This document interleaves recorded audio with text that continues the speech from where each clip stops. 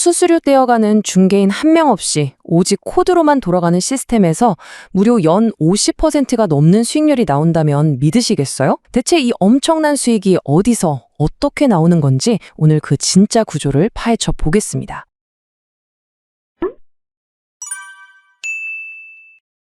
(2026년 5월에) 나온 아주 따끈따끈하고 심층적인 오르카 토큰 리포트를 바탕으로 솔라나 생태계의 핵심 유동성 엔진을 완전 밑바닥부터 뜯어보겠습니다. 오늘 우리가 짚어볼 내용들입니다. 첫 번째, 기본 개념부터 시작해서 그 속을 채우는 핵심 엔진, 성장의 연료, 경쟁이 치열한 전장 상황, 그리고 마지막 2026년 현황 바탕의 냉정한 현실 점검까지 빠르고 타이트하게 훑어보고 넘어가죠. 첫 번째 파트, 중개인 없는 거래입니다. 오르카는 솔라나 블록체인의 뼈대 같은 탈중앙화 거래소인데요. 여기서 제일 눈여겨볼 건 철저하게 사람 중심으로 설계되었다는 거예요. 그 어렵고 복잡한 전문가용 화면들 다 치워버리고 모바일로 누구나 쓱쓱 쓸 수 있게 진짜 직관적으로 만들었거든요. 그런데 본론으로 더 깊이 들어가기 전에 우린 다 알지만 그래도 딱 한 번만 기초를 짚고 넘어가죠. 흔히 덱스, 즉 탈중앙화 거래소라고 들으는데 이게 도대체 정확히 뭘까요? 아주 간단합니다. 거래를 통제하거나 수수료를 챙겨가는 중앙회사나 관리 서버 없이 100% 블록체인 코드, 즉 스마트 컨트랙트로만 굴러가는 코인 교환소예요. 그러니까 오르카에는 사장님도 직원도 없습니다. 그냥 투명하게 공개된 코드가 모든 거래를 알아서 척척, 그것도 빛의 속도로 처리해주는 거죠. 그럼 여기서 이런 생각이 드실 거예요. 아니, 파는 사람, 사는 사람 연결해주는 직원이 없는데 가격은 어떻게 딱딱 맞춰서 정해져? 바로 여기서 AMM, 즉 자동화된 마켓메이커라는 시스템이 등장합니다. 사람들이 줄 서서 호가창에 주문을 넣는 방식 대신에 유동성 풀이라는 거대한 자금 웅덩이를 만들어 놓고 수학적인 알고리즘을 써서 가격을 자동으로 결정합니다. 판을 완전히 뒤엎은 방식인 거죠. 두 번째 파트, 이 시스템을 굴러가게 하는 엔진, 월풀과 집중 유동성입니다. 2022년 3월에 처음 도입된 오르카의 심장 같은 코어 기술을 한번 들여다볼게요. 이걸 아주 직관적으로 표현하면 이렇습니다. 끝도 없이 넓고 텅 빈 바다에 내 피 같은 돈을 얇게 흩뿌려 두는 게 아니고요. 물고기들이, 그러니까 사람들이 엄청나게 몰려서 활발하게 거래하는 바로 그 좁은 구역에만 내 자본을 꽉꽉 뭉쳐서 집어넣는 거예요. 이게 바로 집중 유동성입니다. 확 와닿으시죠? 옛날 초창기 AMM들은 0원부터 무한대 가격까지 돈을 다 깔아뒀어요. 너무 비효율적이잖아요. 그런데 오르카의 월풀은 딱 지금 거래가 터지는 특정 가격대에만 자본을 집중시킵니다. 똑같은 돈을 넣어도 거래는 훨씬 많이 잡고 수수료는 극대화되는 구조인 거죠.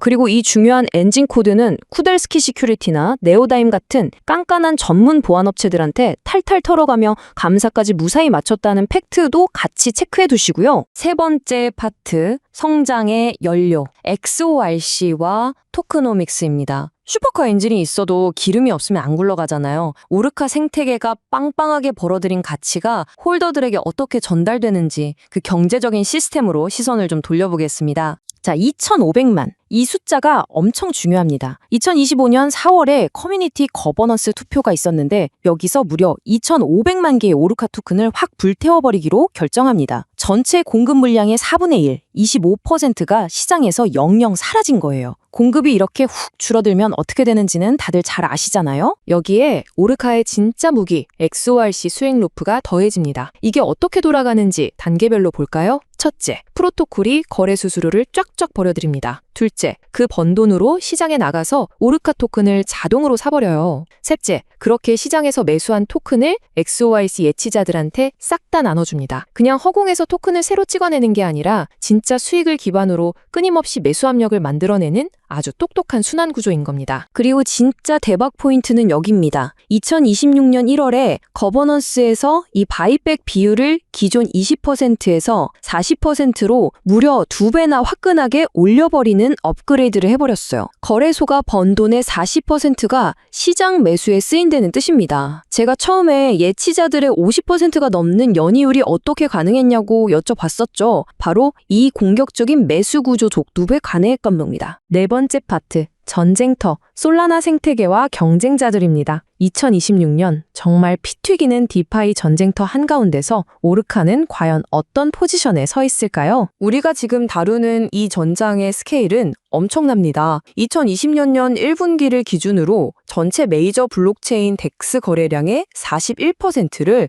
솔라나가 말 그대로 싹쓸이하고 있습니다. 그리고 오르카는 이 거대한 솔라나 제국 안에서 가장 자본 효율이 뛰어난 핵심 유동성 인프라로서 딱 버티고 있는 상황입니다. 다른 메이저 선수들이랑 객관적인 스펙을 비교해보면 오르카의 진짜 강점이 확연히 드러나요. 집중 유동성이라는 게 사실 내부적으로는 엄청 복잡하고 머리 아픈 기술이거든요. 그런데 초보자를 위한 사용성 측면에서 오르카가 유일하게 최고점을 받았습니다. 압도적인 성능을 뽑아내면서도 누구나 쓰기 쉽다는 거, 이 두 마리 토끼를 다 잡았다는 게 오르카만의 독보적인 무기입니다. 자, 벌써 마지막 5번째 파트네요. 현실 점검 시간입니다. 언제나 그렇듯 좋은 이야기만 할 순 없겠죠? 2026년 혐오를 바탕으로 이 프로토콜이 안고 있는 리스크까지 아주 차갑고 냉정하게 분석해 보겠습니다.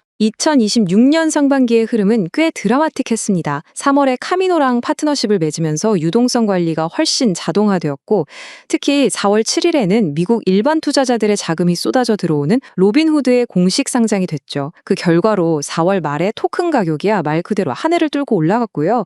대중성과 유동성이 만나면 변동성이 얼마나 크게 폭발할 수 있는지 똑똑히 보여준 팩트입니다. 그래서 전체적인 장단점을 한번 싹 정리해 볼게요. 장점은 확실하죠. 집중 유동성을 통한 미친 자본 효율성, 솔라나 특유의 싼 수수료, 확실한 바이백 체계, 그리고 온체인에서 자금을 잃은 적 없는 탄탄한 보안. 하지만 단점도 아주 뚜렷합니다. 가만히 놔두면 되는 게 아니라 계속 신경 써서 능동적으로 관리를 해줘야 하고요. 또 2020년 4월에 발생했던 버셀 API 유출 사고처럼 블록체인 밖의 일반 웹 인프라에 의존해야 하는 제3자 리스크. 이것도 절대는 무시할 수 없는 현실입니다. 그리고 예치하시는 분들이 진짜 조심하셔야 할 거, 바로 비영구적 손실입니다. 아까 제가 좁은 구역에 돈을 집중시킨다고 했잖아요. 그런데 코인 가격이 갑자기 너무 오르거나 떨어져서 내가 설정한 범위를 훅 벗어나 버리면 차라리 코인을 지갑에 그냥 가만히 놔뒀을 때보다 오히려 포트폴리오 가치가 떨어지는 기가 막힌 상황이 생깁니다. 유동성 공급은 절대 위험 영의 공짜 수익이 아니에요. 이 리스크는 뇌리에 꽉 박아두셔야 합니다. 디파이의 혁신과 전통 금융이 그 어느 때보다 격렬하게 부딪히고 융합하는 지금.